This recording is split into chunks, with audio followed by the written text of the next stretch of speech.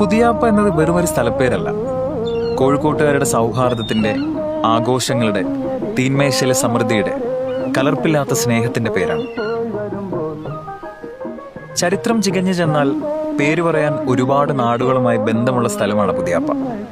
സിലോണുകാർ, ചൈനക്കാർ, പേർഷ്യക്കാർ, അങ്ങനെ പോകും അറ്റമില്ലാത്ത കണക്കുകൾ. കാലം ഇരുട്ടിപ്പെയ്തു തോർന്ന് തുറമുഖത്തു നിന്നും കപ്പലുകളും കച്ചവടക്കാരും മടങ്ങിയപ്പോൾ വള്ളങ്ങളും ചെറുതോണികളും ഫൈബർ ബോട്ടുകളും കരയിലെ പ്രതീക്ഷകൾ പേറി കടലിലേക്ക് മുഖം തിരിച്ചിട്ടു. അങ്ങനെ പുതിയാപ്പ ഒരു ഹാർബറായി. ഇവിടെയുള്ള ആൾക്കാർ പൊതുവെ കടലിനോട് മാത്രമേ ചിന്തിക്കുള്ളൂ, കിഴക്കോട്ട് ചിന്തിക്കില്ല. പോയാൽ തിരിച്ചു വരുന്നുള്ള ഒരു പ്രതീക്ഷയില്ലാതെ പോക്കാണ്. അത്ര റിസ്ക്കാണ്. മത്സ്യത്തൊഴിലാളികൾ ഒരിക്കലും കിഴക്കോട്ട് ചിന്തിക്കില്ല എന്ന് കേട്ടിട്ടുണ്ടോ? കാറും കോളും പേമാരിയും വന്നാലും നമ്മുടെ തീന്മേശകൾ സമ്പുഷ്ടമാക്കാൻ പുഞ്ചിരിച്ചുകൊണ്ട് പടിഞ്ഞാറിന് പുൽകുന്നവരാണവർ.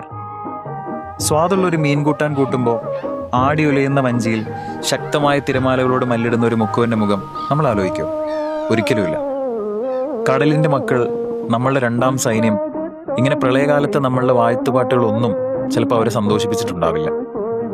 ഓഖിയും സുനാമിയും കാലവർഷങ്ങളും അവർക്ക് നഷ്ടങ്ങൾ മാത്രമേ ഉണ്ടാക്കൂ. എന്നാലും അവർ കിഴക്കോട്ട് ചിന്തിക്കില്ല. പടി കടലിൽ പടി ഞാൻ ചാടി നീന്തിയിട്ട് ചെറുപ്പിച്ചുകൊണ്ടിരുന്നീല.